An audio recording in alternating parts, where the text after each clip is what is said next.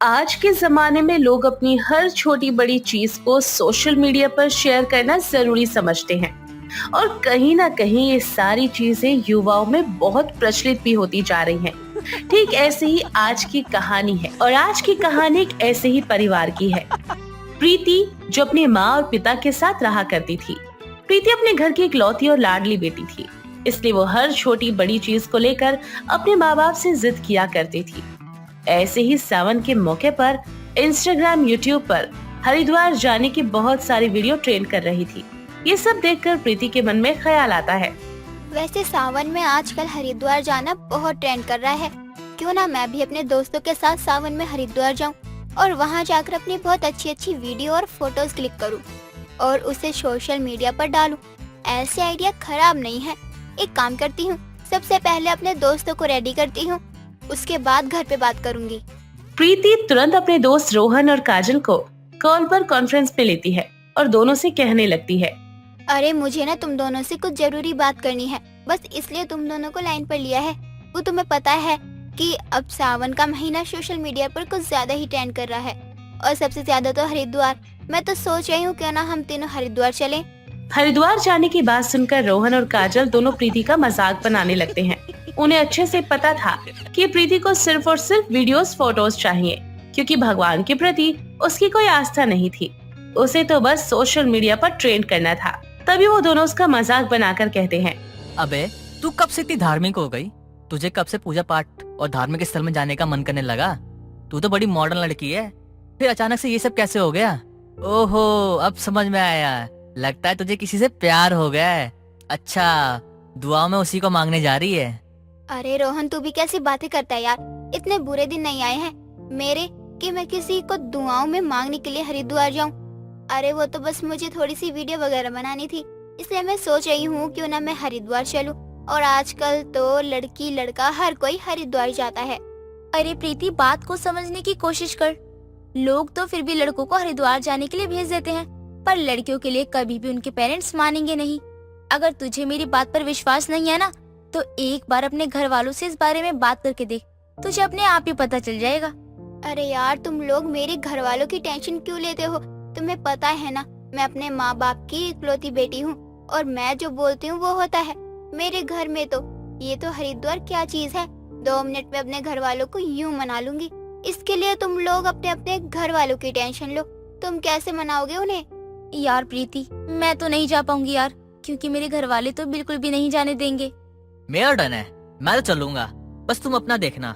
मुझे नहीं लगता तुम्हारे घर वाले मानेंगे। बाकी रही बात, मेरी तरफ से कोई दिक्कत नहीं होगी। देख काजल, मैं भी अपने घर वालों को रेडी कर रही हूँ और तू भी कर। मुझे ना कोई बहाना नहीं चाहिए। ठीक है, पहले तू अपने घर वालों से बात कर, तुझे खुद पता चल जाएगा कि मैं सही बोल रही हूँ या गलत। प्रीति जैसे तैसे अपने दोस्तों को हरिद्वार जाने के लिए मना लेती है, लेकिन क्या उसके माता पिता उसे हरिद्वार जाने देंगे? क्योंकि माता पिता को अपने बच्चे के बारे में ज्यादा पता होता है। और ऐसे ही रात को प्रीति अपने माता पिता से हरिद्वार जाने की बात कहती है। तेरा दिमाग तो ठीक है ना प्रीति? माना कि तू हमारी इकलौती बेटी है, पर इसका मतलब ये नहीं कि तू अपनी जिद में हमसे कोई भी बात मनवाती रहेगी। तुझे कहीं नहीं जाना है। वैसे भी सावन के मौके पर हरिद्वार में बहुत भीड़ होती है और अगर जाना भी हो तो फैमिली में जाना है। तुझे अपने दोस्तों के साथ कहीं भी आने जाने की कोई जरूरत नहीं है। मम्मी, तुम मेरी भक्ति और मेरी श्रद्धा को समझ नहीं पा रही हो, इसलिए तुम मुझे मना कर रही हो। तुम्हें पता भी है मैं शिव जी की कितनी बड़ी भक्त हूँ, और हाँ, मैं जानती हूँ कि मेरी भक्ति लोगों को कभी दिखाई नहीं देती है, पर मेरे मन में शिव जी को लेकर बहुत बड़ी आस्था है और मैं हरिद्वार जाऊंगी तो मतलब जाऊंगी। अरे मेरी गुड़िया रानी, अरे बात को समझने की कोशिश करो। और देखो, तुम बड़ी हो चुकी हो और कल को तुम्हारी शादी हो जाएगी ना, तो शादी के बाद जाना हरिद्वार। मेरी ना एक बात सुन लो आप कान खोलकर। अगर मुझे हरिद्वार जाने नहीं दिया ना, तो याद रखना मुझे लोटे में बंद करके ले जाओगे फिर आप लोग ही। तेरी इसी बात पर मुझे बहुत गुस्सा आता है और फिर मन करता है कि खींच कर एक थप्पड़ जड़ दूं तेरे मुंह पे। प्रीति सोच में पड़ जाती है कि आखिर वो कैसे उन्हें मनाए। इसलिए अगली सुबह प्रीति सुबह सुबह उठकर नहा धोकर शिव जी के मंदिर जाती है और वहाँ से पूजा पाठ करके अपने घर आती है। घर आकर अपने माता पिता को प्रसाद देते हुए कहती है, एक भक्त को आप लोग नाराज करके ना बिल्कुल भी अच्छा नहीं कर रहे हो।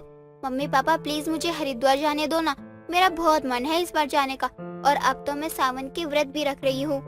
अरे बेटा, हम लोग तेरे माता पिता है, इसीलिए हम लोग तुझे मना करते हैं, क्योंकि आजकल युवा लोग भगवान के दर्शन के लिए नहीं बल्कि फोटो वीडियो के लिए जाते हैं, जो कि बहुत बड़ा पाप होता है। इसीलिए तुझे समझा रहे हैं, अगर तेरा ऐसा कोई इरादा हो तो छोड़ दे। अच्छा कोई बात नहीं, मैं अपना मोबाइल फोन घर पर ही छोड़ कर जाऊंगी। अब तो विश्वास है ना आपको मुझ पर कि मैं सच में मुझे सावन में हरिद्वार जाना चाहती हूँ। पर पता नहीं क्यों मेरा दिल नहीं मान रहा। मुझे ऐसा लग रहा है जैसे तुम लोगों का कोई ना कोई प्लान है जो तुम हमसे छुपा रहे हो। प्रीति बहुत ही ज्यादा जिद करने लगी थी। उसकी जिद देखकर उसके माता पिता उसे हरिद्वार जाने के लिए परमिशन दे देते हैं। प्रीति बहुत खुश होती है। अब वो वहाँ जाने के लिए शॉपिंग भी स्टार्ट कर देती है और अपने दोस्तों के साथ हरिद्वार जाने के लिए वो कपड़े लेने के लिए निकल पड़ती है और यात्रा पर निकल जाती है। कुछ दूर पहुँचने के बाद तीनों भांग पीकर वीडियो बनाने लगते हैं। तभी वहाँ पर एक आदमी आता है। वो आदमी उन तीनों को रोकते हुए कहता है, बच्चों, अरे भांग पीकर वीडियो क्यों बना रहे हो? अरे ये सुरक्षित इलाका नहीं है, पहाड़ी इलाका है। अरे पाँव वाँव फिसल जाएगा तो बहुत बुरी तरह लग जाएगी। अरे बचना भी मुश्किल होता है, आए दिन हादसे होते रहते हैं। देखो, वीडियो तो तुम्हें मिल जाएगी, लेकिन तुम्हें कुछ हो गया तो तुम अपने घर वालों को मिल नहीं पाओगे।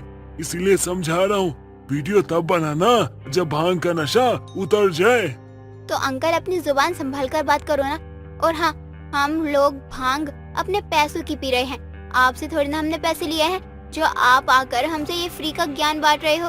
देखो, चुपचाप यहाँ से जाओ, हमें आपके ज्ञान की कोई जरूरत नहीं है। अबे जा रहा है या नहीं? लगाऊं खींच के? तीनों भांग पीने के बाद और भी अलग अलग तरीके का नशा करने लगते हैं और तीनों नशे में इतने धुत थे कि उन्हें किसी भी चीज का होश नहीं था और अपने आसपास ज्यादातर लोग डीजे चलाकर भगवान की भक्ति का बहाना बनाकर अपनी मस्ती में चूर थे। तभी सामने से कार आती है और प्रीति को टक्कर मार देती है। आसपास के लोग जैसे तैसे प्रीति को उठाकर अस्पताल में ले जाकर एडमिट करवा देते हैं और प्रीति के माँ बाप को पता चलता है कि उसका एक्सीडेंट हो गया है। वो लोग अस्पताल पहुंचते हैं और वहां पर जाकर देखते हैं कि रोहन और काजल दोनों का रो रो कर बुरा हाल था और कहीं ना कहीं उन्हें अपने किए पर बहुत पछतावा भी महसूस हो रहा था। अंकल आंटी, प्रीति की हालत बहुत खराब हो रही है और ये जो भी कुछ हो रहा है ये ना हमारी लापरवाही का नतीजा है। हे भोलेनाथ, हमें माफ कर दीजिए।